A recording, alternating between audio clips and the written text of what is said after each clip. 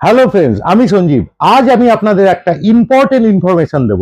দেখুন, এটা ডিজিটাল এরা চলছে, আর আমরা প্রত্যেকেই এখন ইউপিআই থ্রু পেমেন্ট করি, এবং ফোনপে, জিপে অথবা অন্য কোনো ইউপিআই প্ল্যাটফর্ম আমরা ইউজ করি কোনো জায়গায় পেমেন্ট করবার জন্য। এরকম তো হতে পারে যে আমরা কোনো একজনকে পাঠাতে গেলাম ইউপিআই থ্রু পেমেন্ট, অথচ ভুল করে অন্য নাম্বারে ইউপিআই থ্রু পেমেন্টটা হয়ে গেল। মানে আমি পাঠাতে গেলাম একজনকে, আরেকজনের কাছে পেমেন্টটা চলে গেল, তাকে যোগাযোগ করা সম্ভব হচ্ছে না বা সে কোনো রেসপন্স দিচ্ছে না। তাহলে আমরা কি করে আমাদের এই ভুল করে যাওয়া পেমেন্টটা ফেরত পাবো? হ্যাঁ, আজকে আমি সেই ভিডিওতে এটাই দেখাবো যে কি করে আমরা ফেরত আনতে পারবো আমাদের ভুল করে পাঠানো টাকাটা। তাহলে আমাদের ভিডিওটা দেখুন, আর আমার ভিডিওটা যদি ভালো লাগে তাহলে অবশ্যই লাইক করুন এবং শেয়ারও করুন অন্যকে জানার সুযোগ করে দিতে, এবং আমাকে ফলো করুন আরো এরকম ইন্টারেস্টিং ভিডিও পেতে। আর এই ভিডিওটা শেষে আমি একটা টোল ফ্রি নাম্বার দিয়ে দেবো, কিভাবে এরকম কোনো ঘটনা ঘটলে আপনারা সেই নাম্বারে কল করে কমপ্লেন লজ করতে পারবেন। আর এই ভিডিওতে আমি প্রতিটা প্রসেস আপনাকে দেখিয়ে দেবো কিভাবে আপনি কমপ্লেন লজ করবেন। আসুন ভিডিওটা দেখুন। এরকম ঘটনা ঘটলে প্রথমে আপনি আপনার স্মার্টফোনের গুগল ব্রাউজারে যাবেন, সেখানে গিয়ে টাইপ করবেন এনপিসিআই।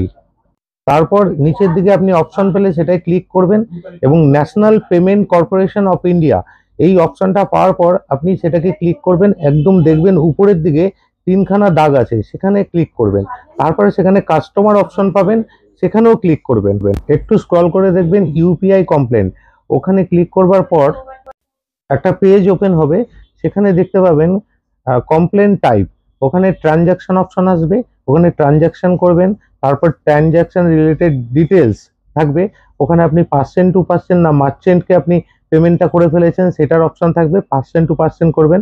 তারপরে টাইপ অফ ইস্যু আপনার অপশন আসবে, স্ক্রল করে দেখবেন অনেকগুলো অপশন পাবেন, সেখানের মধ্যে আপনি কোনটা করবেন আপনি দেখে নেবেন।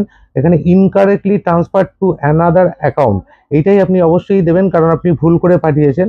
আরও যদি আপনার ডিটেলস দেওয়ার থাকে তাহলে এই কমেন্ট বক্সে যে অপশনটা থাকবে ওখানে টাইপ করে দিতে পারেন।